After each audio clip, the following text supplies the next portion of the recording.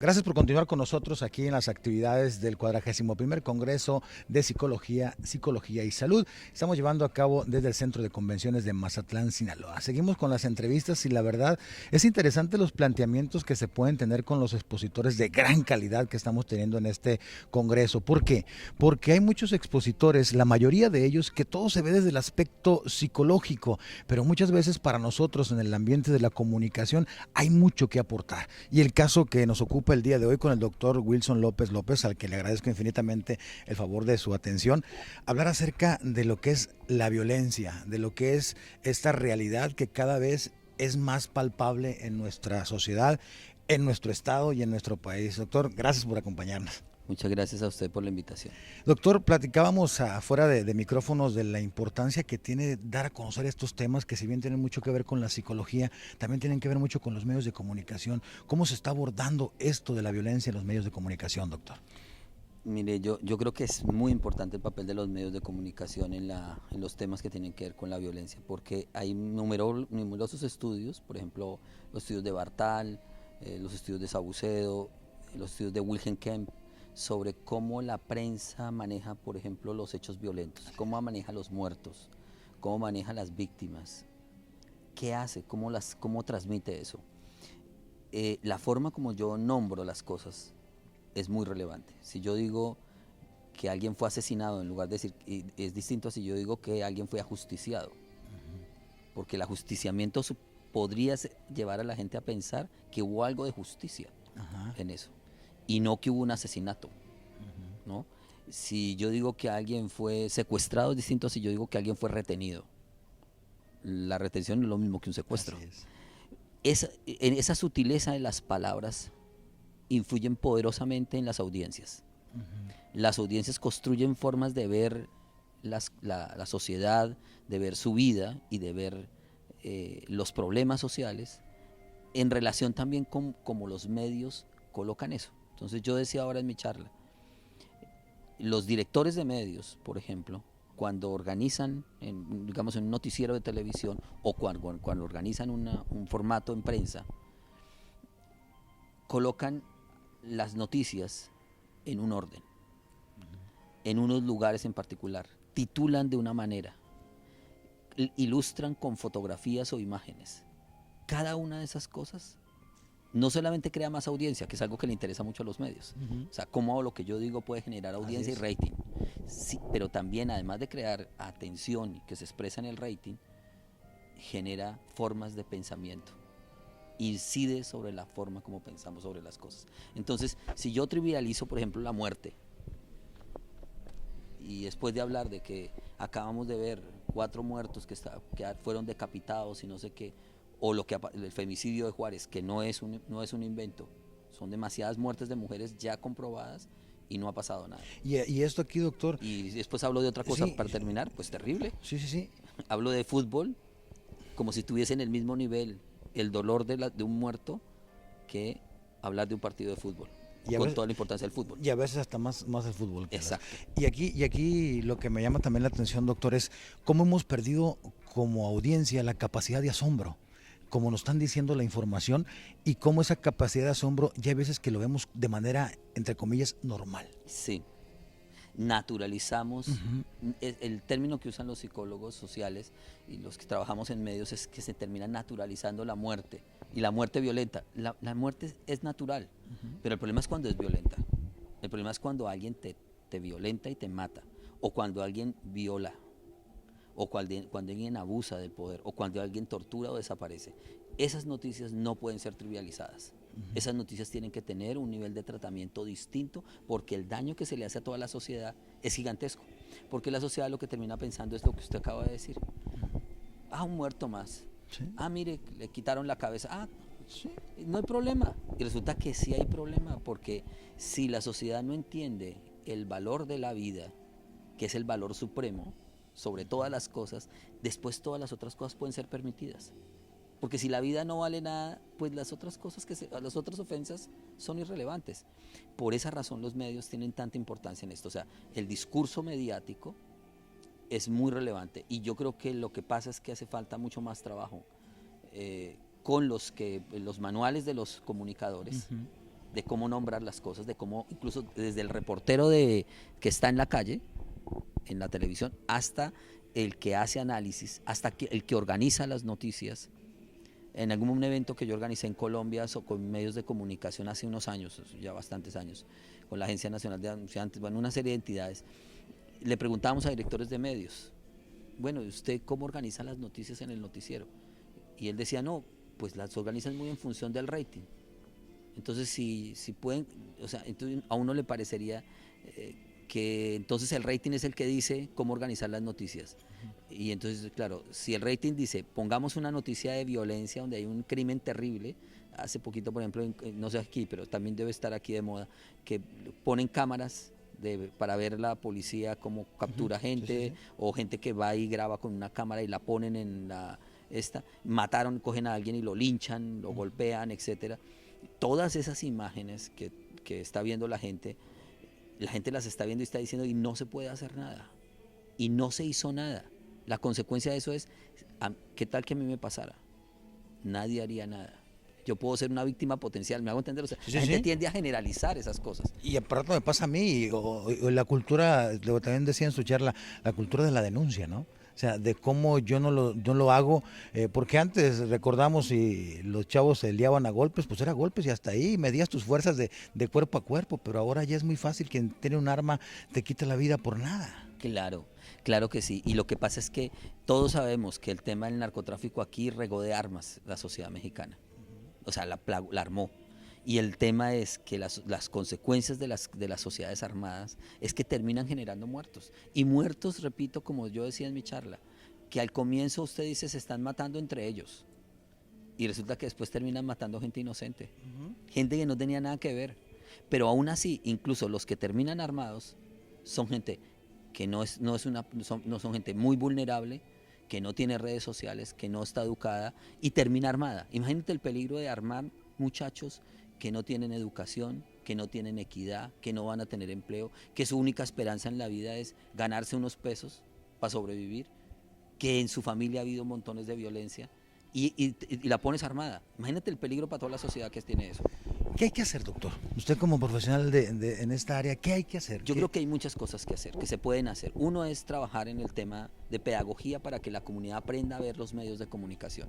Eso es uno. O sea, trabajar con que las comunidades se aprendan a ver, mire, aquí se está trivializando. Cuando esta persona nombró esto de esa forma, cuando hubo este titular, ese titular me está diciendo tal cosa. Esa es una forma, pedagogía con la comunidad. Y otra cosa es pedagogía con ustedes, con los comunicadores.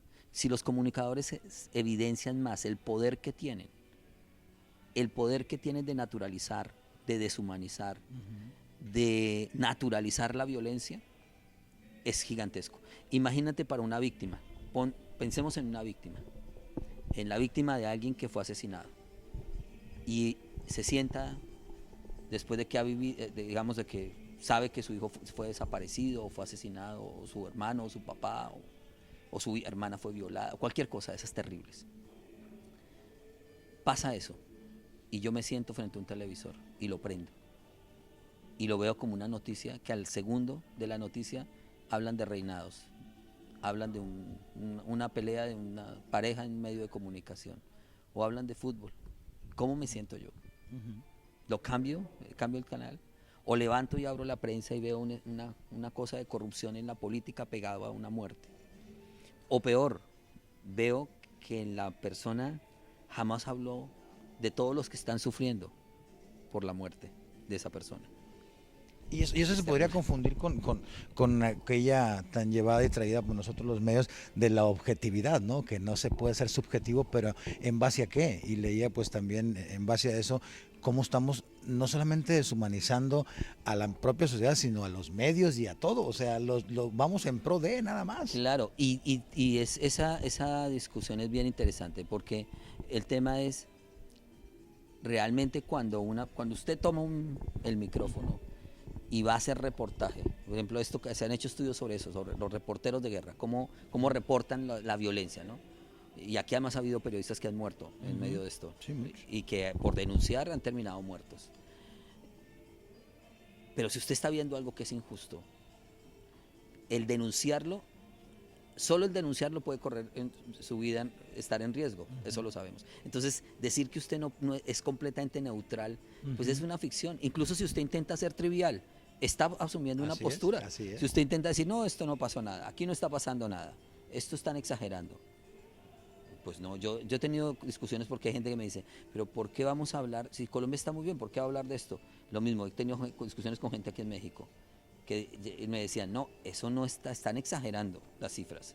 Por Dios, ahí, en eso que mostré, están las cifras, estado por estado, de lo que está pasando en México. Y las realidades son muy similares, las de Colombia y las de México. Claro. Cuando hace cosa de 10 años veíamos a Colombia lejísimos de la situación que tenemos actual en México. Sí, pero es que la combinación de tener un pueblo una parte del pueblo muy pobre, con mucha desigualdad, combinado con corrupción y combinado con, o sea, inequidad, corrupción más armas y narcotráfico, dime, eso es el caldo, son las variables perfectas para que hayan muertos, para que haya violencia homicida, para que hayan todas las formas de violencia.